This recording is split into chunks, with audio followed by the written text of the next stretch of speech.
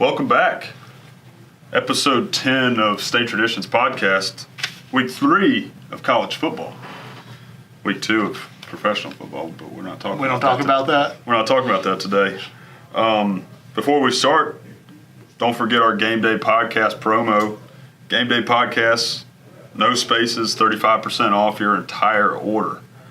I mean, that's just mind-blowing. Everything on the website. Anything you could possibly want, from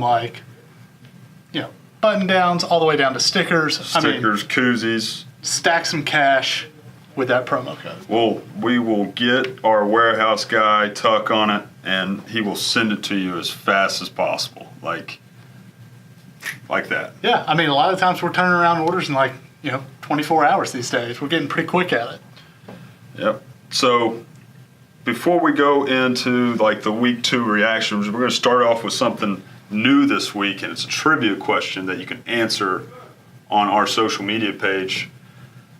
I'm not going to tell you the question yet because I want you to listen to more of the podcast, but it's going to be a good one. Yeah, we're going to put up a Instagram story tomorrow, which will be Thursday, and you'll be able to answer the question via that Instagram story. Send us the answer. We'll pick one random person who actually got the answer right, because it's a pretty obscure question. So send us your answers tomorrow. We'll be looking for it, and we'll announce somebody on Friday. And you'll get a hat, sticker, and a koozie of your liking. So if you big Alabama fan, big Auburn fan, choose a bunch of Auburn stuff. Oh, yeah. Choose a bunch of Alabama stuff. You a Boise State fan? Get you a Boise State hat. Get your Boise State hat. If you like America, get all of our America stuff. Absolutely. Give it away. We're just giving stuff away here to our loyal podcast winners. So week 2 reactions. What stood out last week to you? Big games. I went to the South Carolina-Georgia game. South Carolina stayed with them for the first half, but second half, Georgia kind of pulled away, and that was the hottest game I've ever been to in my life. Yeah. I thought it was great that Georgia came out kind of, I'm not going to call it a statement win, but they came out in the second half, took care of business, beat South Carolina pretty handily, and I think it's a great kind of marker for the season to see where Georgia's at early on. Yeah, and another big game last week that had some controversy in it was Texas A&M and Clemson. Close game, and Clemson barely pulled it off. That would have been a big win for Jimbo Fisher.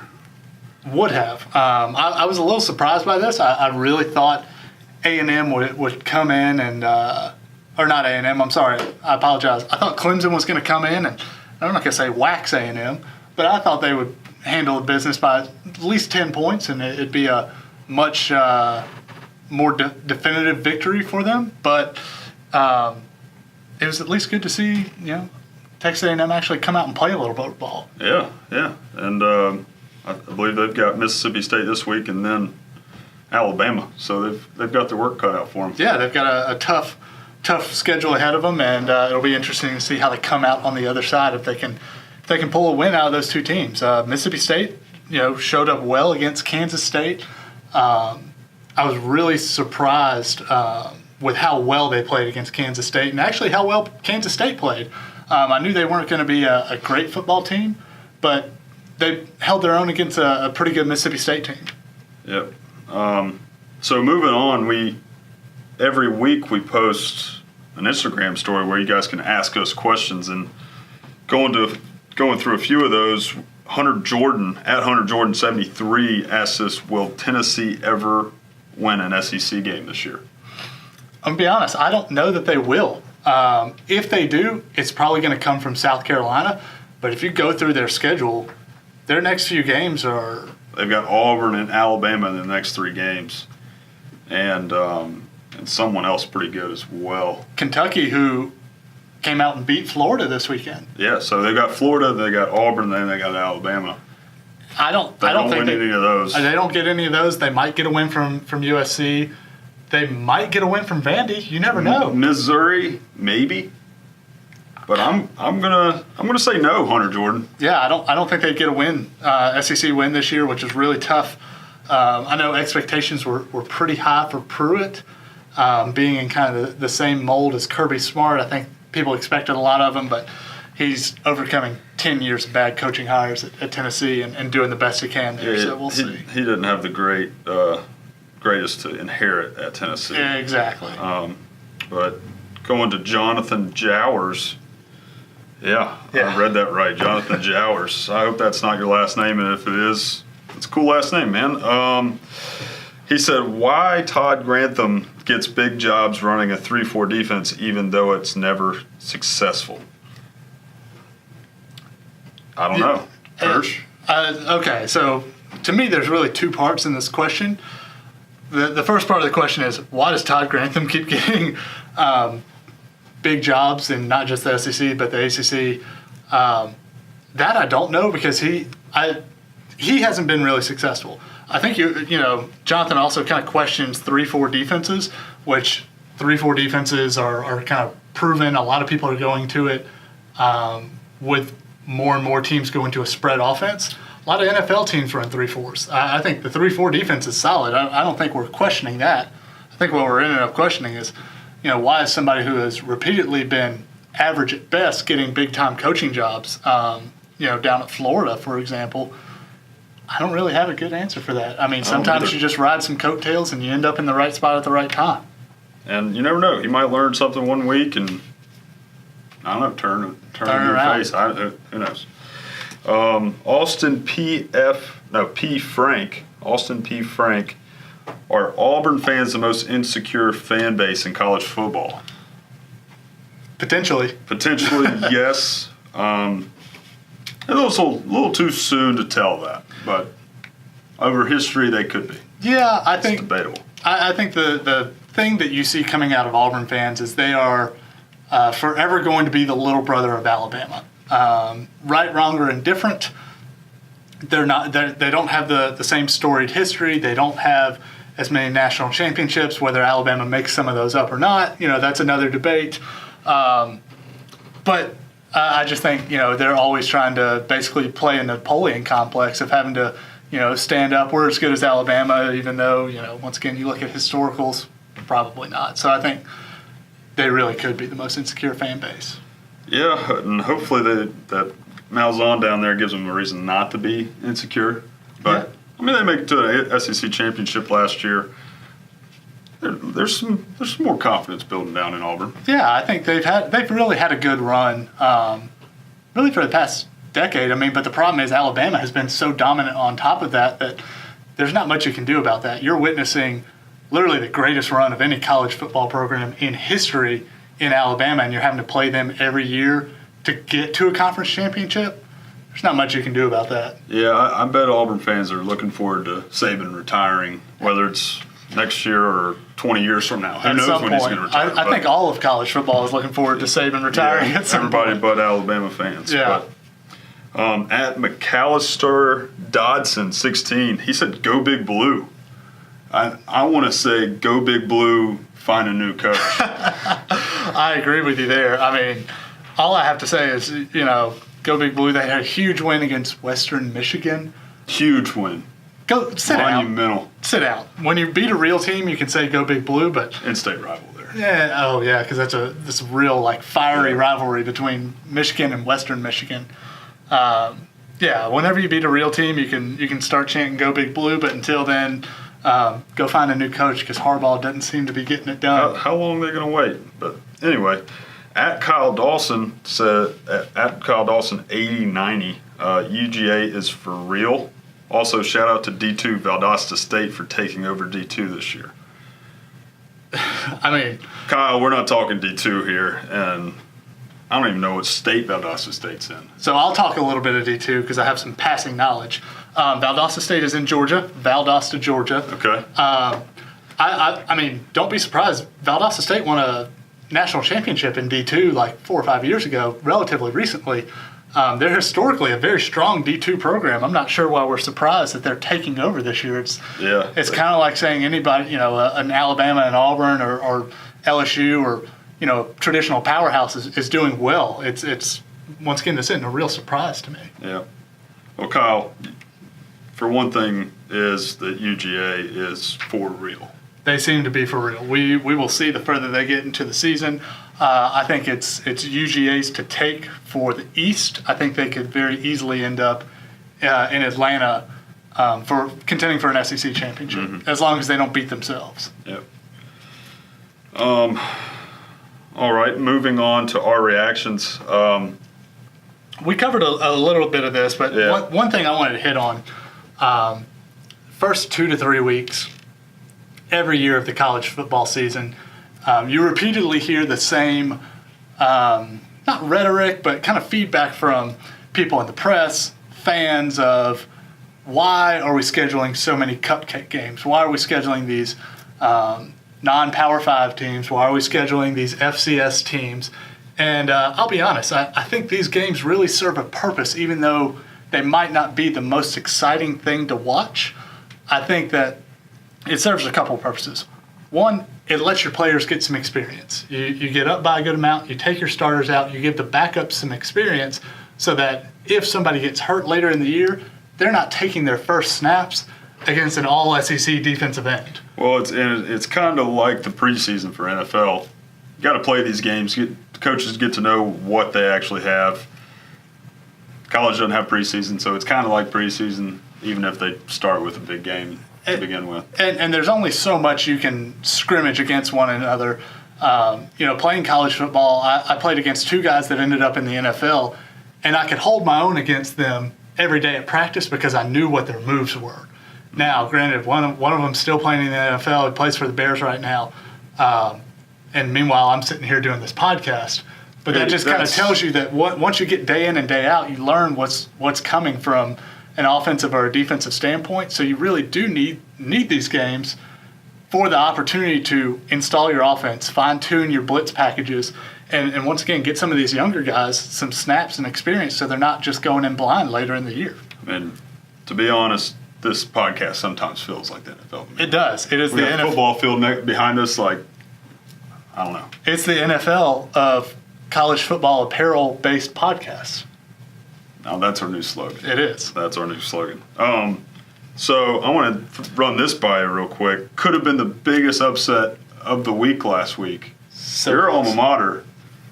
So close. Against Florida State. So close. I was watching this game. My wife was uninterested, thinking that Samford had no chance. Samford takes the ball on offense and immediately throws a bomb for a touchdown and keeps the game very, very close going into the last quarter. Ultimately throw a couple pick sixes, lose the ball a couple times, and make some mistakes, and you end up losing to Florida State. But that game, I think the entire world was sitting there thinking that there's no way this is going to be a close game, and I think Samford came out and, one thing I will say, Delvin Hodges, the quarterback, he was an All-American last year, returned and came back and showed why he was an All-American. He's got a good arm, good pocket presence, can think on the run. And the wide receiver, McKnight, same kind of guy. They have a good defense. They're going to make a playoff run at the FCS level. And so it's not really, really surprising to see them play that well. Just notoriously, you see an FCS school on the schedule as a D1 team, and you think, oh, this is going to be a cakewalk. And, you never know what could happen. 11 years ago, App State comes in and beats number 5 Michigan. Yeah, you never know what's going to happen. That game was delayed a little while, so that could have been a reason that FSU wasn't out there. And maybe they partied too hard the night before. Probably. Speaking of cupcakes, but anyway. So after last week, week 2, I went 3-2 last week. I'm now 7-4 with my picks. Kirsch, pretty good week last week at 5-0. I was proud of that. I was really surprised. I thought, kind of reviewing notes for the podcast this week, I thought maybe I'd slipped up on one, but I ended up 5-0. I'm 9-2 on the season, so I'm feeling good. But of course, it's week 3. It's my time to shine. There you go. My time to shine. We'll see. This is where we start to get into the meat of the schedule. There's a few good games to pick. There's a few out-of-conference games that could very easily kind of go one way or another. So we'll see how it comes out on the other side this week. So before we get to our week 3 picks, this is the big moment we've all been waiting for. Trivia time. First ever trivia State Traditions podcast. First time we've ever done this. Took a while to pick the question. So go to our Instagram tomorrow on Thursday, and write your question or write your answer into our question box. We'll have the question box up there on the stories that you can find, and just send your answer right to us. And if you were right and you were picked, you're going to get a hat, koozie, and sticker of your choosing. But so going to this question, out of NHL, NBA, NFL, and the MLB, how many states do not have a pro team? You can name one. Alabama. Alabama, yeah, that's an easy one. We're giving you a softball to start with. Virginia. Virginia, yeah. I mean, That's two. You go around So the it's at southeast, least you're going two. to find some. It's at least two. Yeah. Yeah. So give us those answers tomorrow or Thursday or whenever this thing posts. Okay. Give us your answers on Thursday, and we will pick a winner on Friday, and we will send you whoever the winner is. You're going to get your hat, your koozie, and your sticker. Yeah, you could even pick a AL Puffy. Yeah, one of these new state letter hats flying off the shelves. They are They are hot. easily our most popular item of fall so They are far. hot. So going to week 3 picks, I got to step it up this week. We've got Auburn favored over LSU. I'm going to stick with the favor, Auburn. I agree with you. I'm going Auburn. From what I've watched, I watched the first week Auburn game, and I've watched a little bit of LSU last week, and obviously first week. LSU offensive line is continuing to struggle, even against Southeastern Louisiana this weekend. A little concerning there. The offense isn't firing at 100%. They're still kind of getting used to Burrow back there at quarterback. And, the one thing that could keep LSU in this is the defense pressuring Jared Stedham. Hopefully they get in his face a little bit. He makes some bad decisions. But I've also seen some questionable play out of the LSU secondary. So, it'll be interesting to watch, but I think Auburn ultimately ends up winning this game at home. Yeah, okay. So I got to step it up now that we're picking the same teams. So going to the Pac-12, and I want to know if there's any Pac-12 fans out there. Please let us know. Let us know. I'm going to send you a sticker personally if you are a fan of a Pac-12 team and listen to this podcast. But going to USC versus Texas, USC is favored in the polls, but not in Vegas. Which is interesting. That doesn't happen a lot. Yeah. This is going to be, it's a fun game. I think there's going to be some nostalgia around that old national championship game. Literally one of the best national championships you'll ever watch. Texas does not have Vince Young. Yeah. And Texas USC does not have Reggie Bush. So Texas doesn't have a whole heck of a lot going for it right now. Let's be honest. I go Texas. I'm going the other way. I'm going USC. I think they have a better team. I think Texas probably has more to prove at this point because obviously they lost to Maryland. They have not played well. But I don't think it's going to be a particularly good game or a really fun game to watch. But I do think USC ends up winning. Mm-hmm. So another underdog in the polls, but favored in Vegas in the Big 12, Boise State versus Oklahoma State. I'm wearing an Oklahoma State shirt right now. Yeah. But I go Boise State. You're going Boise? Mm-hmm. I'm going Oklahoma State. I've watched a little bit of film on, I watched some highlights. I watched a couple other clips. I think Boise State has a weak offensive line from a lot of the, from the 10 minutes of film I've watched. They were getting pushed around by UConn, who does not have a good defensive line. I think Oklahoma State ultimately has better athletes. They have a better offense. They're really fast on defense. And I think Boise State is overrated from what I've seen. And I think Oklahoma State ends up winning this game. All right, we're going opposites lately. Yeah. Chris. There will be a definitive winner at the end of this There week. will be. Hopefully it's me, but I have some catching up to do. Big Ten, TCU versus Ohio State. Last game without Urban Meyer on the field. Kirsch, who takes it? I'm going Ohio State. I think it's going to be fun to watch. A couple good offenses coming together. But I think ultimately Ohio State's defense shuts down the TCU offense. I think TCU, they didn't play great against SMU. Honestly, they had to make some big plays kind of in the second half to really stay in that game. And I think, once again, Ohio State's defense just comes in and shuts down the TCU offense. I'm going TCU. underdogs by 13.5 points, but I'm going to go TCU just because I've got to make a comeback.